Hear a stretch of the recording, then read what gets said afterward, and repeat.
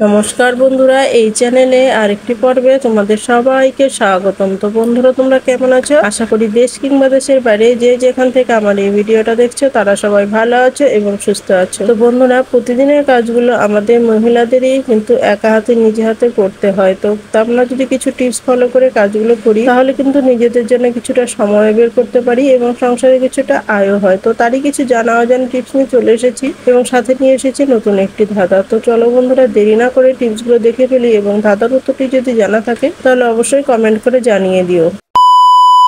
বন্ধুরা, আমাদের ঘরে যে চার্জারগুলো হয়, এই চার্জারগুলো কি হয়, আমরা যখন কোথাও ঘুরতে যাই বা বাড়ি থেকে বের হয়ে কোথাও যাই কয়েকদিনের জন্য বা একদিনের জন্য হলে তো আমাদের চার্জারটা নিতে হয় সাথে। তো সাথে নিতে গেলে কি হয়, ব্যাগের মধ্যে যখন আমরা চার্জারটা নিই তখন সে ছোট ব্যাগই বলো বড় ব্যাগই বলো, চার্জারটা যখন নিই তখন কিন্তু চার্জারটা যখনই আমরা অন্য কিছুতে হাত দিতে যাই চার্জারের তারগুলো বারবার বেরিয়ে আসে, নয়তো হাতের মধ্যে লেগে যায়।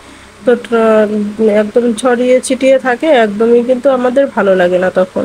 তো কিভাবে চার্জারটাকে নিলে পরে একদম ছড়িয়ে ছিটিয়ে থাকবে না আর অল্প জায়গাও লাগবে, বেশি জায়গাও লাগবে না, তো কিভাবে রাখলে তারই একটি ছোট টিপস তোমাদের কাছে শেয়ার করছি। তো দেখো, এইভাবে যদি চার্জারটাকে আমরা পেঁচিয়ে তারপরে যদি একটি গার্ডারের সাহায্যে এটাকে আমরা যদি একটু গার্ডার দিয়ে পেঁচিয়ে নিয়ে নেই তাহলে ব্যাগের যে কোনো কোনায় যদি ফেলে রেখে দেয়, যেখানেই রাখো না কেন, দেখো এক কোনায় পড়ে থাকবে ব্যাগের কোনা, সেটা কিন্তু আমাদের বারবার হাত লাগার কোনো প্রশ্নই আসে না। তো দেখো, এইভাবে আমরা যদি রেখে দিই তাহলে কিন্তু সে বড় ব্যাগই বলো ছোট ব্যাগই বলো যেখানেই রাখো না কেন তোমাদের জায়গাও কিন্তু খুব কম লাগবে। আর বারবার করে যে টাকা পয়সা বের করতে গিয়ে বা কোনো কিছু বের করতে গেলে যে হাতে লাগবে সেটাও কিন্তু হবে না। আশা করি তোমাদের এই টিপসটি অনেক বেশি ভালো লেগেছে এবং উপকারে লেগেছে। তো চলো বন্ধুরা, আমরা পরবর্তী টিপসটা দেখে নেই। বন্ধুরা, আমাদের ছাতাগুলো যখন আমরা ব্যবহার করি তখন কিন্তু খুব এগুলো কিন্তু খুব যত্নও করতে হয়। তো শুধু ছাতাটা আমাদের প্রয়োজন শেষ হলো ছাতাটা ঘরে ফেলে রেখে দিলাম সেটা কিন্তু একদমই নয়। তো এইভাবে যদি আমরা একদম ফেলে রেখে দিই সেটা কিন্তু জং ধরে নষ্টও হয়ে যায় ছাতাটা। তো জং ধরে দেখো এটা কিন্তু বারবার ওঠানামা করতে গেলে কিন্তু অনেকটা টাইট হয়ে যায়, তো ছাতাটা খুলতে চায় না, মেলতেই চায় না ছাতাটা। তো এরকমটা কিন্তু হয়ে যায়, হয়তো মেলে এরকম টান দিলে যে একদম ভেঙে চলে এলো, অথচ কিন্তু এটা লুজ টাইট হয়ে লেগে থাকে, কিছুতেই লুজ হয় না। তো কিভাবে করতে হবে, এর জন্য কি করতে হবে বন্ধুরা, এর জন্য নিয়ে নিতে হবে নারকেল তেল। তো মাঝে মধ্যে যদি আমরা ছাতাটাকে যেহেতু ব্যবহার করি, আমাদের ছাতাটা প্রয়োজনীয় খুব জিনিস, ছাতাটা কিন্তু খুবই প্রয়োজনীয় একটা জিনিস। তো এটা যেহেতু আমরা যত্ন করে, যেহেতু এটা প্রয়োজনীয় জিনিস সেটাকে তো হলো আমাদের যত্ন করে রাখতে হয়, তাই না?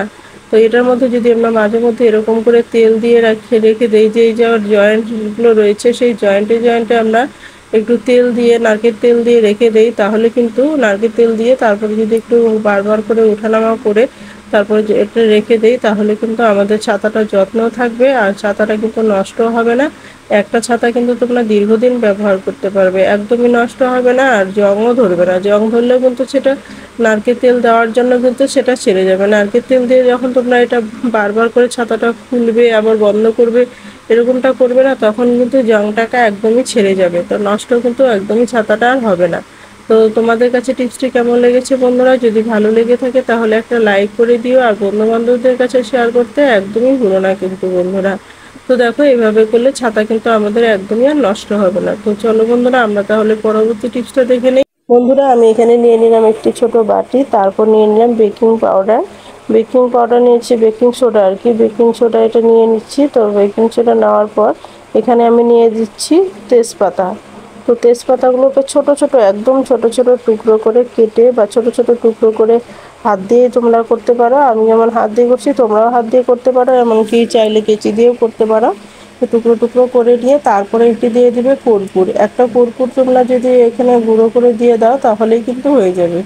তো যেহেতু আমি এখানে একটা তেজপাতা দিয়ে দিয়েছি আর হাফ চামচ দিয়েছি খাবার সোডা, তো মানে বেকিং পাউডার, তো সেখানে আমি কিন্তু একটা কর্পূর দিলেই আমার হয়ে যাবে। তো এটা আমি তিনটে উপকরণ ভালো করে মিশিয়ে নিচ্ছি। তো ভালো করে মিশিয়ে নিয়ে এটা কিন্তু একটা আমি দারুণ সলিউশন তৈরি করলাম। তো এটা এখন তৈরি করে এখন এটা কি করব, একটি কফি গ্লাসের মধ্যে আমি এটাকে ঢেলে নিব। কফি গ্লাসে ঢেলে নিয়ে সম্পূর্ণ ভালো করে ঢেলে নিতে হবে, এটা সম্পূর্ণটা ঢেলে নিয়ে তারপরে এটাকে আমি কি কাজে ইউজ করব তো দেখতে থাকো তাহলেই বুঝতে পারবে। তো এর জন্য নিয়ে নিলাম আবার একটু পেপার। হ্যাঁ বন্ধুরা, পেপার নিয়ে নিলাম। পেপার দিয়ে তারপরে এটাকে আমি মুখটাকে আটকে দিব। আটকে একটা গার্ডার দিয়ে এরকম করে পেপার দিয়ে আটকে দিলাম। তো এখন এটাকে আমি ভালো করে আটকে দেওয়ার পর এটা যাতে একটু গন্ধটা ভিতর থেকে বেরিয়ে আসে, এর জন্য কি করতে হবে, এর জন্য নিয়ে নিতে হবে একটা সুচ। তো সুচ বা সেফটি পিন দিয়ে দেখো এরকম করে ফুটো করে দিচ্ছি যাতে ভিতরের থেকে গন্ধটা বেরিয়ে আসে, অল্প অল্প করে গন্ধটা বেরিয়ে আসে।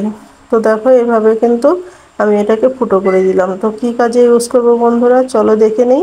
তো বন্ধুরা, আমাদের যে বই পড়া, বাচ্চাদের বই পড়ার টেবিলগুলো হয় না, সেখানে যদি আমরা রেখে দেই তাহলে সেখানে যে একটা বই রাখতে রাখতে সেই জায়গাটা কিন্তু বলো ধুলোবালি বা যে পরিষ্কার করলেও কিন্তু ধুলোবালি পরিষ্কার করলেও কিন্তু টেবিলের একটা ড্যাম ড্যাম একটা গন্ধ হয় বা পোকামাকড়ের একটা গন্ধ হয়, সেটাও কিন্তু আর হবে না। তো বন্ধুরা, তারপরে এখানে আমরা যেখানে মশলাগুলো রাখি বা যে আমাদের খাবার দাবারের জিনিসপত্রগুলো থাকে সেই জায়গাটা যদি আমরা এইভাবে রেখে দেই, সব খাবার দাবারে যে এক্সট্রা একটা সব মিলিয়ে যে একটা গন্ধ হয় সেই গন্ধটা কিন্তু যাবে। আর এই গন্ধটা কিন্তু যেহেতু কর্পূর দেওয়া রয়েছে, সুন্দর একটা গন্ধ বেরোবে।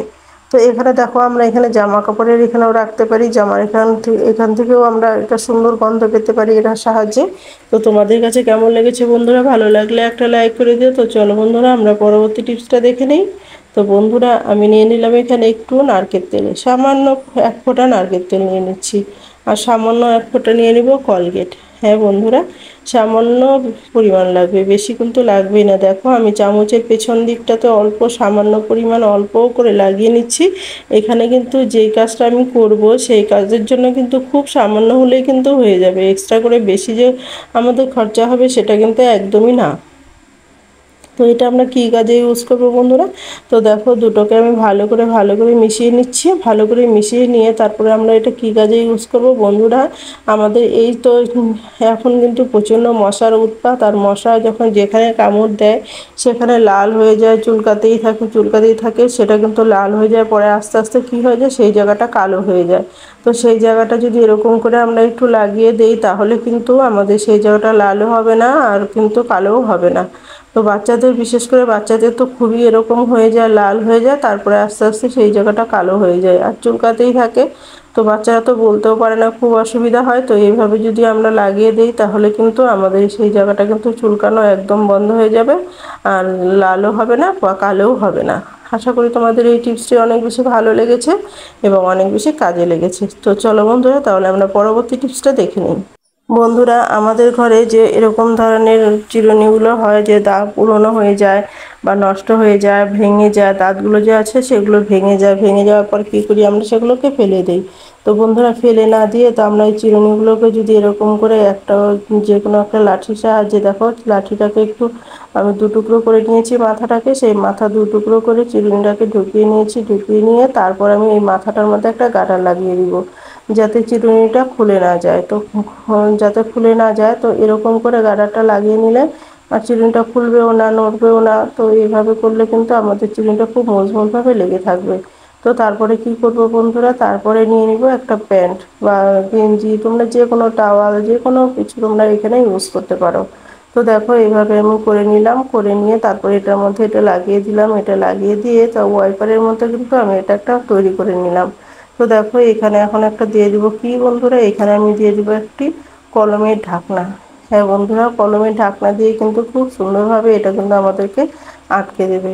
এটা কিন্তু খুলেও যাবে না, খুব মজবুতভাবে কলমের ঢাকনাটাকে কিন্তু খুব মজবুতভাবে আটকে যাবে, এটা কিন্তু খুলেও যাবে না। এটা তুমি যত টানা হাঁচড়া করো না কেন, এটা কিন্তু একদমই খুলে যাবে না। খুব সুন্দরভাবে আমরা এটাকে কিন্তু এই কলমের ঢাকনা দিয়ে এই কাজটা করে নিতে পারি। চলো বন্ধুরা, তাহলে এটা করতে করতে আজকে যে ধাঁধাটা রয়েছে সেই ধাঁধাটি জেনে নিতে। বন্ধুরা, আজকের ধাঁধা হলো, গাছ নয় কিন্তু আছে শুধু পাতা, মুখ নাই তবু বলে দামি কথা। তো বন্ধুরা, ধাঁধার উত্তরটি যদি জানা থাকে অবশ্যই কমেন্ট করে জানিয়ে দিও। তো দেখো বন্ধুরা, কত সুন্দরভাবে একটা ওয়েপার তৈরি করে ফেললাম আর কত সুন্দরভাবে আমরা এটাকে ঘর মুছছি, ঘর মোছার জন্য আমরা তৈরি করে ফেললাম, মগ তৈরি করে ফেললাম। তো কেমন লাগলো বন্ধুরা, তোমাদের কাছে অবশ্যই কমেন্ট করে জানিয়ে দিও। তো বন্ধুরা দেখো, এইভাবে যেখানে আমাদের হাত ঢোকে না বা যেখানে আমাদের হাত যায় না সেই জায়গাটাও কিন্তু আমরা এটা খুব সহজে ঘরটা কিন্তু মুছে নিতে পারি। আর যেখানে আমাদের হাত লাগবে না সেই জায়গাতে কিন্তু অনেক ধুলো বালি নোংরা লেগে থাকে, সেই জায়গাটাও পরিষ্কার করতে পারি। তো অনেক সময় কি হয়, ওয়ালের মধ্যেও কিন্তু যে মাকড়সার জালিগুলো পড়ে নোংরা হয়ে থাকে, ধুলোবালি লেগে নোংরা থাকে, সেই জায়গাগুলো কিন্তু আমরা খুব সুন্দরভাবে পরিষ্কার করতে পারি। তো দেখো এইভাবে যদি কার্টুনগুলো থাকে, হয়তো আমরা কোনো জিনিস রেখেছি সেই জায়গাটাও কিন্তু খুব সুন্দরভাবে এটাকে দিয়ে মুছতে পারি। তো বন্ধুরা, তোমাদের কাছে ভিডিওটি কেমন লেগেছে? তো ভালো লাগলে লাইক কমেন্ট শেয়ার করে দিও। আর এই ভিডিওতে যদি কেউ নতুন হয়ে থাকো তাহলে সাবস্ক্রাইব করে আমার পাশে থেকো এরকম নিত্য নতুন ভিডিও পাওয়ার জন্য। তো বন্ধুরা, আজ এই পর্যন্ত, দেখা হবে নেক্সট ভিডিওতে। কেমন?